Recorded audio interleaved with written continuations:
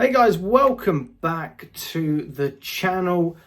Today we are going to be going over numbers, finances and money. We love talking about football, but that seems to be one of the reoccurring themes in modern football. Every single year, prices go up, things get more expensive, it becomes harder to actually watch the team you want to see.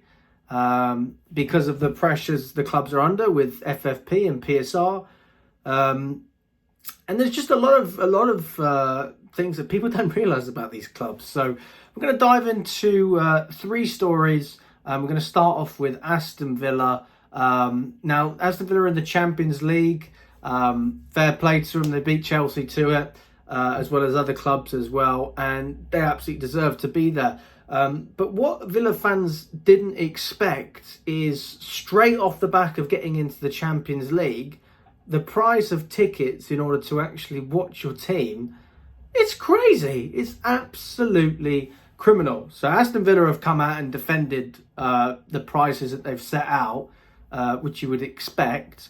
But, I mean, if you actually look at the numbers for the English teams in the Champions League, Man City's average prices for a ticket in the Champions League is anywhere from £37 to £62. Liverpool is £30 to £61.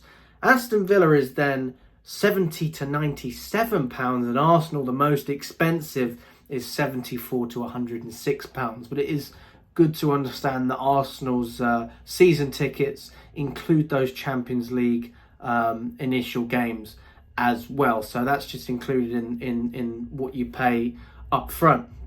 But Aston Villa, I mean, it's absolutely ridiculous if you look at it. I mean, I'm reading the article at the moment. The cheapest prices for all adult season ticket holders start at £70 and go up to £82, while non-season ticket holders will have to pay between £85 and £97 for entry. So you have to pay a premium if you're not a season ticket holder. And it's still bloody expensive if you have one. So I think I do think it's ridiculous off the back. And obviously people in Birmingham have complained about this. Villa fans are furious. This is not a decision that has been taken lightly, though, which is what Aston Villa are saying. And they're saying that growing costs owed to the club basically means that they need to stay within PSR. And with increased matchday revenue, they think that is going to be one of the main solutions, which I completely disagree with, right? You're in the Champions League. The money that you're going to get from the Champions League and generate from the Champions League, not to mention you're an English club in the Premier League, you are in the number one bracket of top earners in world football in that position, right? As long as you're getting the Champions League money and you're also in the Premier League at the higher end of the table, I don't see why they should have financial issues, but they clearly do. So it's saying that financial fair play rules prohibit owners from covering shortfalls to finance this ambition. So we need to generate as much revenue as possible through sponsorships, merchandise and ticket sales to ensure that we keep the club where it rightfully belongs, competing and winning at the top of English and European football. So, I mean, they're thanking their fans for the patience, but I'm not seeing much patience because people are complaining. And fair play to you, you should be complaining. That is an absolute disgrace. It's one thing for Arsenal, Liverpool, Man City to be charging these prices because they can justify the fact that they're going to be there every season and people are going to continue coming back anyway. But for Villa, it just seems like you're taking advantage of fans that have been there when you were in the Championship. And obviously now that you are in the Champions League, it's a fantastic achievement. But it just doesn't sit right with me. And I think that, personally, the club need to adapt and change what they're doing. I think you are pricing a lot of fans out that really want to go and watch this match. But not everyone makes a lot of money. So, yeah, it's an unfortunate situation. But, I mean, who knows? It is really, really difficult. So I feel your pain, guys, because Chelsea season tickets have risen, but we didn't have to deal with prices like that in the Champions League. I paid maybe 40 or 50 quid when we played Barcelona a few years back in the Champions League. It was about 60 when we played Real Madrid. you don't really want to be paying more than that. So I think it's an absolute disgrace. But yeah, let me know what you guys think about Aston Villa. Now we move on to Manchester United, who have posted a net loss of £113.2 million during the 2023-2024 season, despite earning record revenues. Now, because Man United are on the stock exchange, they're on the New York Stock Exchange, their financial results come out earlier than any of the other clubs which are private limited companies. So all of the other clubs submit their tax returns to Companies House, and that's where you can see their financials. But Man United is actually on the stock exchange, so if you want to buy shares in Man United, you can. But since the news has come out that they've made this loss, their stock has gone down by about 7% in the past 24 hours. Investors have taken money out. And yeah, I mean, it's another year where Man United have lost money. I think that's the 5th year that United have not been profitable. So the last time they were profitable was in 2019.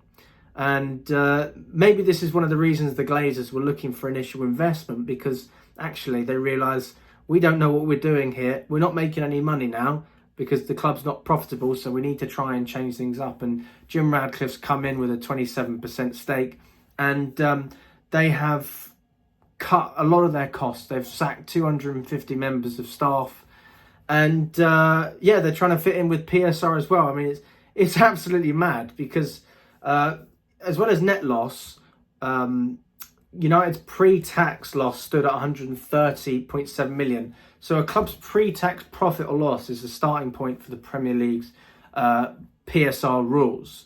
So under PSR, clubs can incur a loss of no more than 105 million over a 3-year period. So right now, United's pre-tax loss over the last 3-year PSR cycle, that stands at 312.9 million. So way over the threshold. So, you know, PSR will allow clubs to add spending back on development of youth, women's football and community work, among other areas, and, you know, try and help bring them back into the maximum 105 threshold. So as far as United are concerned, even with a record year of revenues over 661 million, they're still losing money. So that tells you a number of things, and this is why Jim Radcliffe is so keen to get on with building this new stadium. I mean, United want to build a 100,000 seaters. They've already got, 74,000 in Old Trafford, but that is not enough. So that they need the extra 15,000 seats to increase hospitality, to increase corporate revenue, which is where they make most of their money anyway, and obviously to still fill the seats anyway. They've got 170,000 people on the waiting list to get season tickets at Man United. So they're not short of demand. They're one of the few clubs, probably the most powerful club in the world in terms of demand. So they need to try and find a way to make the revenue. But Omar Barada, United's chief executive, has said that, you know, they're all extremely focused on working collectively to bring a bright future with, you know, football success at the heart of it. But you're not going to have much success on the pitch if you can't succeed off the pitch, especially in modern day football. And that brings me on to my final point, which is Clearlake Capital and Todd Boehly battling over Chelsea. I mean, it's just ridiculous, isn't it? It's crazy. This goes to show it's very difficult to operate with two owners. Jim Radcliffe is in a unique position at Man United where he has full control of the sporting side of the club. The Glazers don't have control of that. They're not interested in it. But Boehly and Eghbali both want different things. One of them wants to buy more ready-made players. One of them has a strict wage structure. He wants 2 sporting directors instead of 1. He wants to be involved with all the footballing decisions, as opposed to Todd Boehly. He doesn't want to be involved at all. He wants it to be very much hands-off. You're the experts. You understand football. And I'm going to let you get on with your job.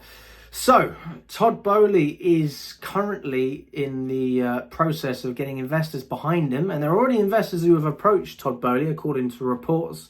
And he thinks that £2.5 billion is going to be enough to tempt Clearlake to sell their shares in Chelsea. So that's 100% return on what Clearlake initially invested before, because they own 62% of the club at this moment. So £2.5 billion is double what they actually put in. So that's 100% return. But the thing is this: Chelsea's value has grown by £500 million, 500 million, since Clearlake Capital and Todd Boehly took over, because of the increased revenues from just being a part of the Premier League, and also because of the fact that Chelsea are involved in the Club World Cup as well. So what that means is that if they bought it for 2.5 billion, which was inflated value anyway, they could technically value the club at 3 billion. So 2.5 billion for 61% of Chelsea is a really good offer. It's a very generous offer. But I think that Clearlake think, that they're a hedge fund, right? So Eghbali and Feliciano have very limited money of their own with the club. They're playing with other people's money. Whereas even though Boehly's share is 13%, he also has Mark Walter and Hansi Wiss. That works out at 38%. Boehly leads that side of the consortium. Wiss and Mark Walter haven't been involved whatsoever. So I think it's a fascinating situation. But what Clearlake are going to be doing is looking to make their investors more and more money. And if they believe that in 10 years Chelsea will be worth 10 billion, I think they're going to wait. And they've already come out and reports are saying they're going to reject any offers. But Boehly doesn't care. He's still going to go ahead and try and get this sorted. Apparently the time frame is within 2 months. I'm yet to know more about that, so we'll be waiting for updates. I think that it is honestly in the club's best interest to have one owner. But if we have to look at the side of Boehly, he has previous experience managing the Dodgers, part ownership in the Lakers as well, whereas Clearlake have never done anything in sport. This is the first thing they've done. So what's to say that they know what they're doing more than Boehly?